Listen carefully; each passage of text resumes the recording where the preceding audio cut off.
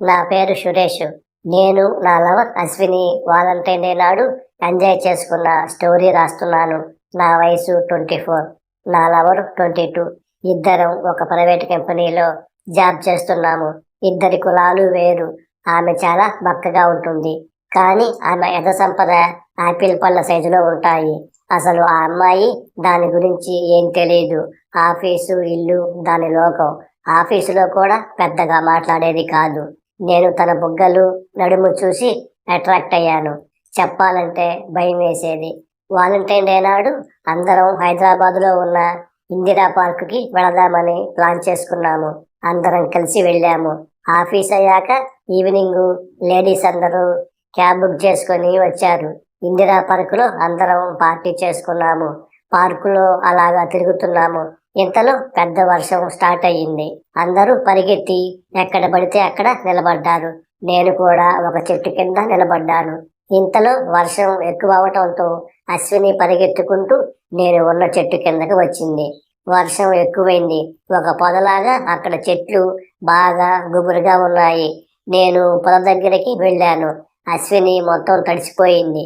నేను చూసి అశ్విని ఇక్కడికి రా అన్నాను. వెంటనే వచ్చేసింది. అసలు స్టోరీ ఇక్కడే స్టార్ట్ అయింది. అక్కడ పక్క పొదలో ఒక జంట మంచి మూడ్లో ఉన్నారు. ఆమె కేకలు బాగా పెడుతుంది. క్లియర్గా సౌండ్స్ వినపడ్డాయి. అశ్వినికి అర్థమయ్యాయి, కానీ ఏమీ అనలేదు.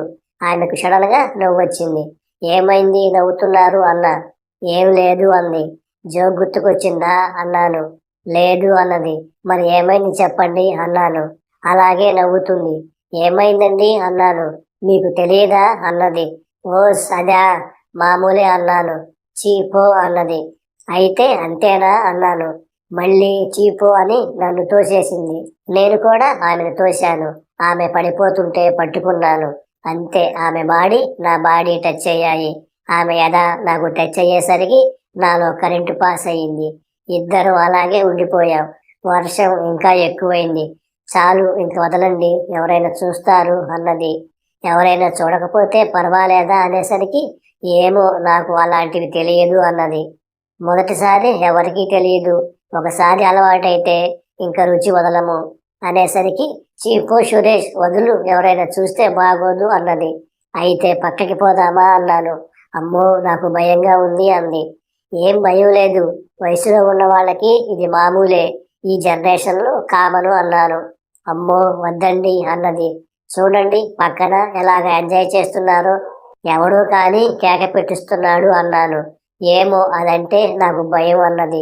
భయం లేదు ఏం లేదు అంటూ తనని మెల్లగా పక్కకి తీసుకెళ్లి నడుము మీద చెయ్యి వేశాను. ప్లీజ్ వద్దు అంది మెల్లగా. తన బ్యాక్ నెక్ మీద కిసి పెట్టాను. చిన్నగా మూలిగింది. మెల్లగా ఆమె చెడు దగ్గర కిసి పెట్టాను. కొంచెం టెంప్ట్ అయ్యింది.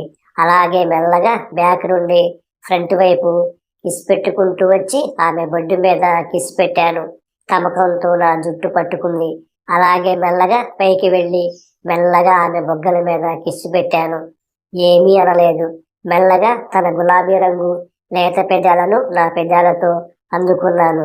అశ్విని ఐ లవ్ యూ అని ఆమె పెదాలను అందుకొని డీప్ కిస్ ఇచ్చేసరికి ఆమె టెంప్ట్ అయిపోయింది. అలాగా మెల్లగా ఆమె ఎదను బ్లౌజ్ పై నుండి పట్టుకున్నాను. మెల్లగా ఆమె బ్లౌజ్ హుక్స్ కొంచెం కొంచెం లాగుతుంటే వద్దండి ఎవరైనా చూస్తే అంది. చూడండి వర్షం బాగా పడుతుంది, మీకేం అనిపించలేదా? నాకైతే ఒళ్ళంతా తిమ్మిరిగా ఉంది అన్నాను. నాకు కూడా అని మెల్లగా అన్నది. అయితే ఇంకెందుకు లేటు అని అలాగే ఇద్దరం కిందకి వాలిపోయాము. అశ్విని తల కింద బ్యాగు పెట్టాను. మెల్లగా తన బ్లౌజ్ హుక్స్ ఒకటొకటి లాగేశాను. లోపల పింక్ బ్రా ఉంది. తమ్ముడు బయటికి వచ్చాడు.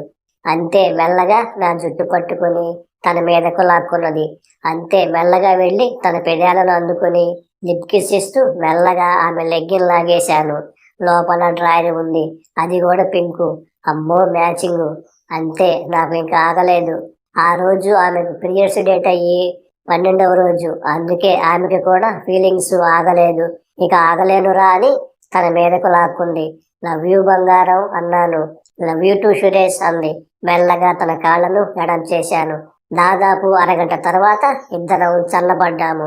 నాకింకా కావాలి, రూముకి చెయ్యి, ఈ రోజు నైట్ మొత్తం ఎంజాయ్ చేసి కసి తీర్చుకుందాము అంది. ఇద్దరం ఒక రూమ్ తీసుకొని డిన్నర్ చేశాము. ఆమెకి కోరిక తీరలేదు.